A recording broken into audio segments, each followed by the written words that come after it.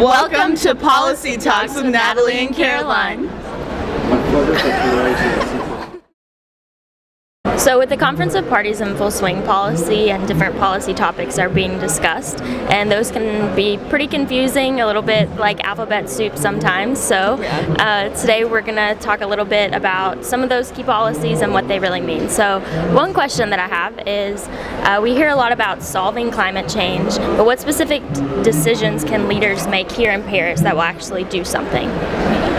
Yeah, so the whole reason we have the UNFCCC, which is United Nations Framework Convention on Climate Change, is to try to prevent human-caused climate change and the impacts of that climate change. And so really what we need to do here is try to make sure that we are protecting the human species as well as the planet that we share with other animals, plants, etc. And so there have been, by scientists, there have been studies that try to show global tipping points. And one of the global tipping points that will really create huge shifts is the 2 degrees Celsius mark of global warming on average. So essentially at this mark, the Greenland ice sheets will melt in a couple hundred years, and what that will do is it will shift the current of the Atlantic.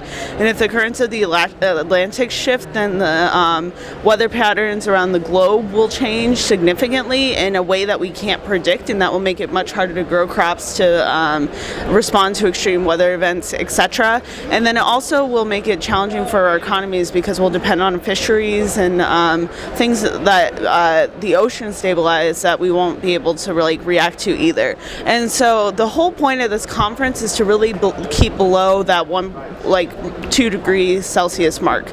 And so one of the things that leaders can do here is try to make a little bit more of a buffer, and instead of make it a 2 degrees Celsius mark, try to put it at 1.5 so that we're not making the goal what the tipping point is. And then also figuring out ways that we can approach policy and put in processes so that countries actually can make it so that we don't go above those limits. So we have what are called intended nationally determined contributions at this conference, and every single country has made a pledge to reduce emissions by a certain amount to try to keep below that 1.5 level.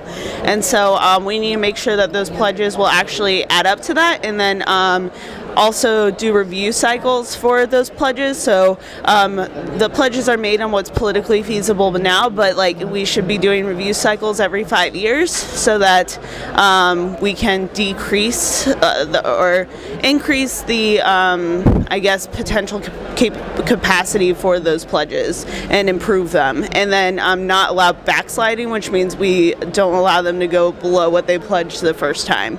And so we need to do that, and then I think we can work on a lot of finance and technology and assistance for developing nations so that they can help mitigate climate change, and because the way fuel and energy works essentially is you start from basic energies like fuel wood, you transfer to coal, and then you go to more of a renewable energy.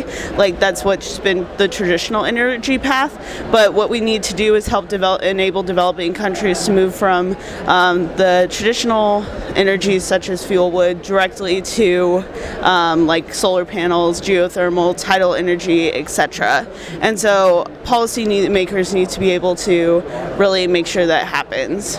So I just talked a lot about what leaders can do and some of the things that we are seeing here at the COP that countries can really put forward. What perspective does youth groups have on the policy, and what kind of things are they concerned about specifically? Yeah, so I think youth's voice is super important within this space, and I think there's 3 main policies that youth have really been at the forefront of getting the message out there to the negotiators and to their different countries. The first one being long-term goal. Specifically what that means is completely decarbonizing by 2050 and having 100% renewable energy by 2030. I think that that is specifically important to youth because we see, we're not bogged down by all of the smaller things I think that different negotiators really nitpick about, and we were saying, hey, we need to be looking at long term, this is super important, we need to have a decision now that's taking that longer perspective. The second one that I think youth are really at the forefront of pushing is issues of justice and equity, so including things such as intergenerational equity, human rights, women and gender, as well as labor, which are found in Article 2.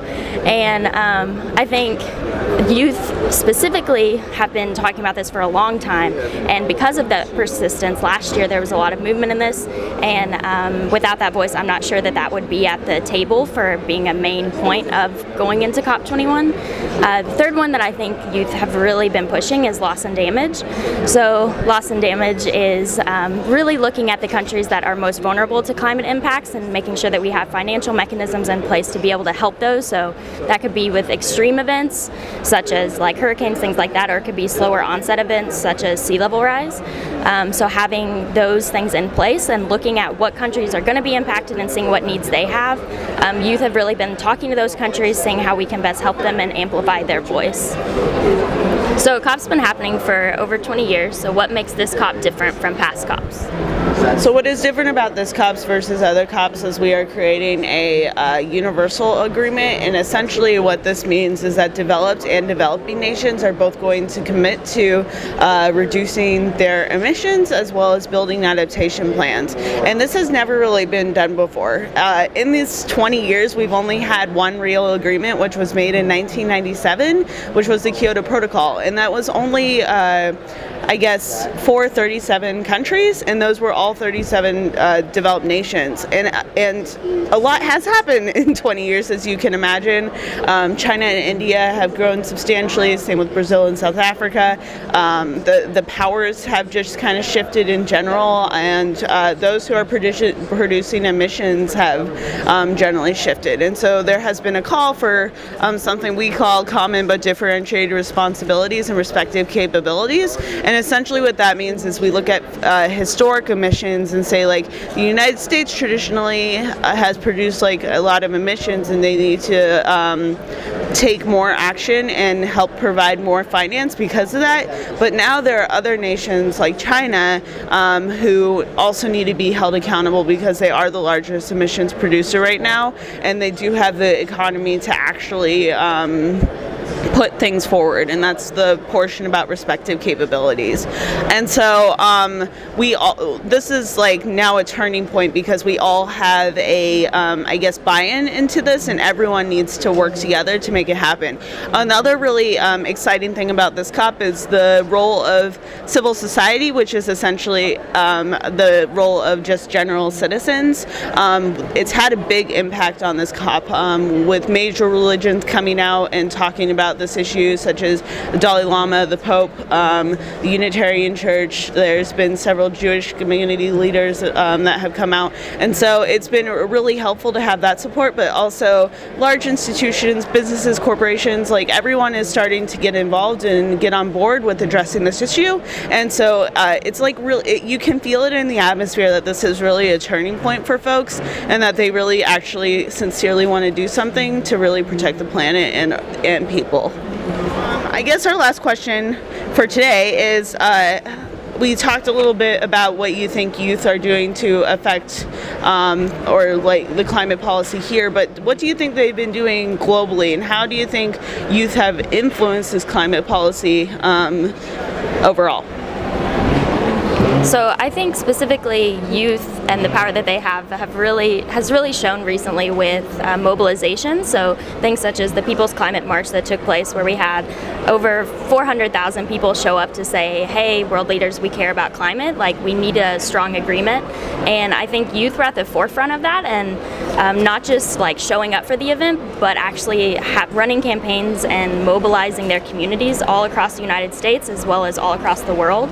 And so I think that there's really key issues and points that youth are the only people that are actually talking to their negotiators and their world leaders, saying that this matters to us, this is our future, and you need to act. I think an example of that is Keystone XL, and so youth in the United States were really at the forefront of that and talking about why this is not good for our future, this is not good for our economy, and we shouldn't do it. And because of that strong push to make sure it didn't happen, like, it came out and Obama said that it wasn't going to happen. So that's just the power of youth standing up and bringing everyone with them to make sure that we safeguard our planet. Great. Well, it's been great talking with you, Caroline, today. I really like policy, and so it's been really fun. And I hope to talk with you again in the next couple weeks. Yeah. Yeah.